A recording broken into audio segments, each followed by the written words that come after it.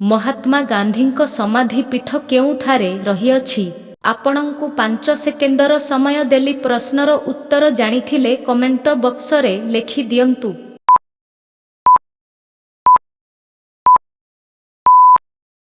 ସମୟ ତ ସରିଗଲା, ଚାଲନ୍ତୁ ଦେଖିନେବା ଉତ୍ତର କ'ଣ ରହିଅଛି।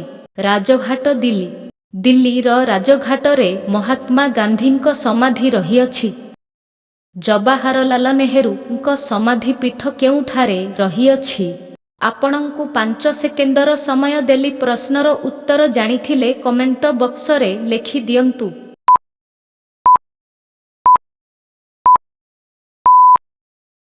ସମୟ ତ ସରିଗଲା, ଚାଲନ୍ତୁ ଦେଖିନେବା ଉତ୍ତର କ'ଣ ରହିଅଛି। ଶାନ୍ତିବନ, ଦିଲ୍ଲୀ। ଦିଲ୍ଲୀର ଶାନ୍ତିବନରେ ଜବାହରଲାଲ ନେହେରୁଙ୍କ ସମାଧି ରହିଅଛି। ଇନ୍ଦିରା ଗାନ୍ଧୀଙ୍କ ସମାଧି ପୀଠ କେଉଁଠାରେ ରହିଅଛି? ଆପଣଙ୍କୁ 5 ସେକେଣ୍ଡର ସମୟ ଦେଲି। ପ୍ରଶ୍ନର ଉତ୍ତର ଜାଣିଥିଲେ କମେଣ୍ଟ ବକ୍ସରେ ଲେଖି ଦିଅନ୍ତୁ।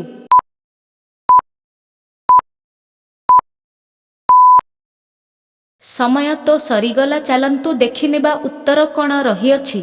ଶକ୍ତିଘାଟ, ଦିଲ୍ଲୀ। ଦିଲ୍ଲୀର ଶକ୍ତିଘାଟରେ ଇନ୍ଦିରା ଗାନ୍ଧୀଙ୍କ ସମାଧି ରହିଅଛି। ରାଜୀବ ଗାନ୍ଧୀଙ୍କ ସମାଧି ପୀଠ କେଉଁଠାରେ ରହିଅଛି? ଆପଣଙ୍କୁ 5 ସେକେଣ୍ଡର ସମୟ ଦେଲି। ପ୍ରଶ୍ନର ଉତ୍ତର ଜାଣିଥିଲେ କମେଣ୍ଟ ବକ୍ସରେ ଲେଖି ଦିଅନ୍ତୁ।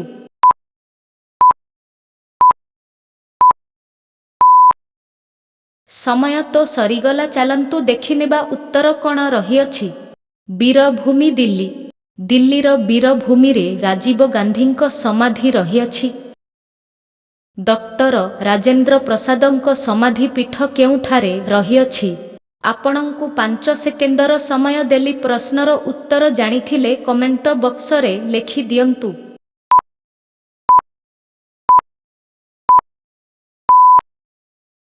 ସମୟ ତ ସରିଗଲା, ଚାଲନ୍ତୁ ଦେଖିନେବା ଉତ୍ତର କ'ଣ ରହିଅଛି।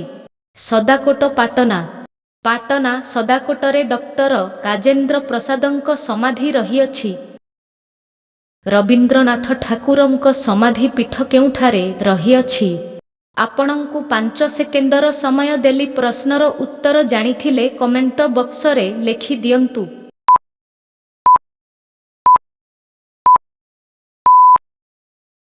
ସମୟ ତ ସରିଗଲା, ଚାଲନ୍ତୁ ଦେଖିନେବା ଉତ୍ତର କ'ଣ ରହିଅଛି।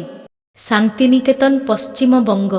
ପଶ୍ଚିମବଙ୍ଗ ଶାନ୍ତିନିକେତନରେ ରବୀନ୍ଦ୍ରନାଥଙ୍କ ସମାଧି ରହିଅଛି। ସ୍ୱାମୀ ବିବେକାନନ୍ଦଙ୍କ ସମାଧି ପୀଠ କେଉଁଠାରେ ରହିଅଛି? ଆପଣଙ୍କୁ 5 ସେକେଣ୍ଡର ସମୟ ଦେଲି। ପ୍ରଶ୍ନର ଉତ୍ତର ଜାଣିଥିଲେ କମେଣ୍ଟ ବକ୍ସରେ ଲେଖି ଦିଅନ୍ତୁ।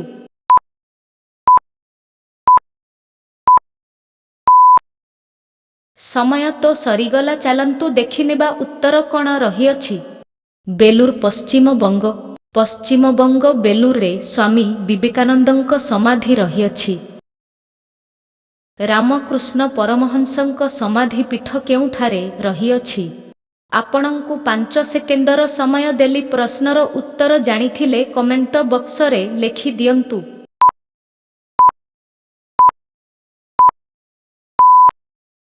ସମୟ ତ ସରିଗଲା, ଚାଲନ୍ତୁ ଦେଖିନେବା ଉତ୍ତର କ'ଣ ରହିଅଛି। କାଶୀପୁର, ପଶ୍ଚିମବଙ୍ଗ। ପଶ୍ଚିମବଙ୍ଗ କାଶୀପୁରରେ ରାମକୃଷ୍ଣ ପରମହଂସଙ୍କ ସମାଧି ରହିଅଛି। ତୁଳସୀ ଦାସଙ୍କ ସମାଧି ପୀଠ କେଉଁଠାରେ ରହିଅଛି?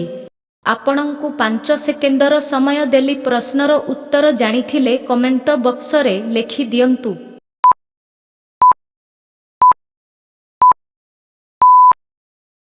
ସମୟ ତ ସରିଗଲା, ଚାଲନ୍ତୁ ଦେଖିନେବା ଉତ୍ତର କ'ଣ ରହିଅଛି। ରାଜପୁର, ମଧ୍ୟପ୍ରଦେଶ। ମଧ୍ୟପ୍ରଦେଶ ରାଜପୁରରେ ତୁଳସୀ ଦାସଙ୍କ ସମାଧି ରହିଅଛି। ଅଟଳ ବିହାରୀ ବାଜପେୟୀଙ୍କ ସମାଧି ପୀଠ କେଉଁଠାରେ ରହିଅଛି? ଆପଣଙ୍କୁ 5 ସେକେଣ୍ଡର ସମୟ ଦେଲି। ପ୍ରଶ୍ନର ଉତ୍ତର ଜାଣିଥିଲେ କମେଣ୍ଟ ବକ୍ସରେ ଲେଖି ଦିଅନ୍ତୁ।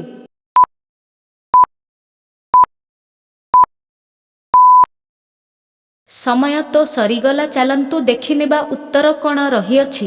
ସଦୈବ ଅଟଳ, ଦିଲ୍ଲୀ। ଦିଲ୍ଲୀ ସଦୈବ ଅଟଳରେ ଅଟଳ ବିହାରୀ ବାଜପେୟୀଙ୍କ ସମାଧି ରହିଅଛି। ବୁଦ୍ଧଦେବଙ୍କ ସମାଧି ପୀଠ କେଉଁଠାରେ ରହିଅଛି? ଆପଣଙ୍କୁ 5 ସେକେଣ୍ଡର ସମୟ ଦେଲି। ପ୍ରଶ୍ନର ଉତ୍ତର ଜାଣିଥିଲେ କମେଣ୍ଟ ବକ୍ସରେ ଲେଖି ଦିଅନ୍ତୁ।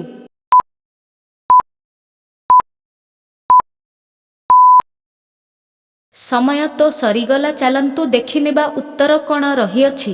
ଲୁମ୍ବିନୀ ବିହାର। ବିହାର ଲୁମ୍ବିନୀରେ ବୁଦ୍ଧଦେବଙ୍କ ସମାଧି ରହିଅଛି। ଆପଣଙ୍କୁ ଆମ ଭିଡ଼ିଓ ଭଲ ଲାଗିଥାଏ ତେବେ ଲାଇକ୍ ଏବଂ ସବସ୍କ୍ରାଇବ କରିବା ପାଇଁ ଜମା ବି ଭୁଲନ୍ତୁ ନାହିଁ।